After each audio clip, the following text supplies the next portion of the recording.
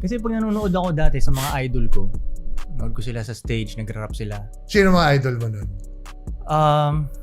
Marami. Yung iba ayoko nang banggitin eh. Dahil di ko na siya idol yan.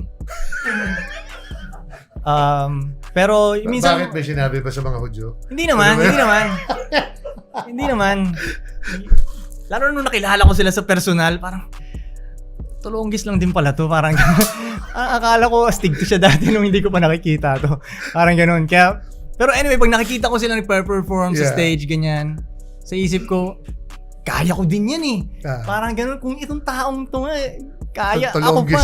Kaya ko din yan. Parang ganun. Pero ang isa sa mga masasabi kong lagi kong pinakikinggan dati, na hanggang ngayon na may respect pa rin ako, si Andrew E. Yun, siya talagang kauna-unahan kung ano. Kasi pag sa hoods, yun ang music eh. Sa hoods. Pag sa mga rich neighborhood na bata, yan mga Sun Valley Crew, ganyan. Yan, iba yung, pero pag sa hoods, Andrew E. yan, ganyan. Death Threat, Ghetto Dogs. Talaga re-respetuhin mo, pare. Naghanap siya ng pangit eh. Sino ba hanap ng pangit? So, yun. Marami rin akong natutunan sa kanya. Actually, ang natutunan ko sa kanya, ang tiningnan kong mga ano sa kanya, yung mga mali niya, yun ang tiningnan ko. Yun. So, kailan ko nalaman na ito talaga, nung naubusan na ako ng diskarte talaga, nung naubusan na ako ng business, naubos na yung pera ko. Lagi akong try kasi ng kung ano-anong business, wala akong takot. Okay, puhunan dito, bam. Puhunan dito, puhunan din. So, parang patanda na ako ng patanda.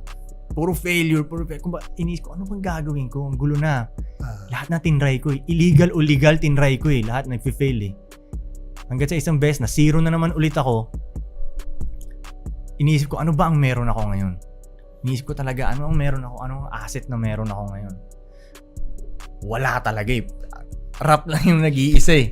Yun na lang eh. Tapos medyo suntok sa buwan pa kasi rap, like lalo na yung panahon na dati na hindi pa malakas yung internet, parang baliw talaga para piliin mo yung rap eh. Hindi mo imposibleng maintindihan ng magulang mo talaga. Imposibleng maintindihan ng magulang mo, ng lola mo, imposible talaga. Nasa Philippines ka na, no? Nasa Bumalik Pilipinas ka na ako. Nasa Pilipinas na ako. You were living with your parents? Nandun ka sa... Hindi, wala sila dito rin nun eh. Saan ba sila nun? Hindi ko maalala kung nasang bansa sila. Pero wala na rin sila sa overseas States. sila. Okay. Ganun. So, mag-isa lang din talaga ako dito nun. Actually, umuwi ako dito sa Pilipinas. Yun ang plano ko talaga. Okay, mag-rap na ako sa Pilipinas. Pagdating ko naman dito, nakita ko, bilang may na-meet akong babae. So, na-distract na naman yung ano ko. Kasi itong babaeng to, anak mayaman talaga to. So, ngayon, naharap ka sa parents nila, mga ganyan. So, ngayon, alam ka namang rap lang yung sabihin ko dito. So, kailangan ko may papakitang ano. May negosyo. May pinilit akong negosyo talaga na hindi ko naman dapat pasukin talaga. So, nagtayo ako ng milk tea shop para masabi lang, parang ganun ba? Kaya pala sinabi ko sa Rarity kanina, di ba? Parang, maybe not that a good idea. Diba? So, sinubukan ko yon, nagnegosyo ganyan. Pero since hindi nga ako marunong dun, nag-iimbento lang ako ng mga galawan ko. Nalugi rin yun. Buti nilang may bumili sa akin ng milk tea.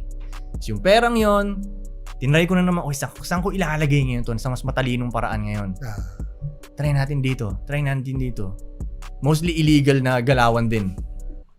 Huwag na natin alamin yung matalino ko eh, no? Yan yung mga street smart, guys. Okay.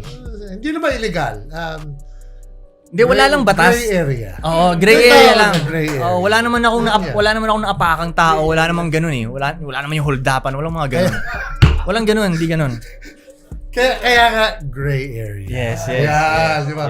Yung mga tatawag na gray businesses. Yan.